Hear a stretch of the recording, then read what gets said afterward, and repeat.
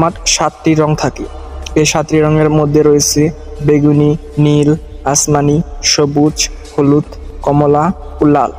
এবং এসব ধরনের রঙের আলোক রশ্মির যে তরঙ্গ দৈর্ঘ্য এবং কম্পাঙ্ক তা সব আলাদা। ফলে রশ্মিগুলো যখন এই রশ্মিগুলো পৃথিবীর যে বায়ুমণ্ডল আছে সেখানে প্রবেশ করে, তখন তাদের যে প্রতিসরণ হয় তার মানও আলাদা। হলুদ, কমলা, লালের মতো রশ্মিগুলোই আমরা বেশি দেখতে পাই, তাই সূর্যকে মনে হয় লাল। এখন আমরা জানতে পারলাম সূর্যের আসল রং কি এবং সূর্যকে কেন বিভিন্ন রঙে আমরা দেখতে পাই। এখন বাকি বিষয়গুলো নিয়ে আলোচনা করা যাক। আপনারা হয়তো জানেন সূর্য আসলে একটা গ্যাস পিণ্ড, মানে গ্যাসের একটা পিণ্ড। এবং আপনারা এটাও জানেন যে সূর্যের অধিকাংশ উপাদানের মধ্যে রয়েছে হাইড্রোজেন। কিন্তু আপনারা কি এটা জানেন যে সূর্যের মধ্যে হাইড্রোজেন ছাড়াও আরো অনেকগুলো উপাদান রয়েছে? যদি না জেনে থাকেন, এখন আমি বিষয়টি পরিষ্কার করে দিচ্ছি।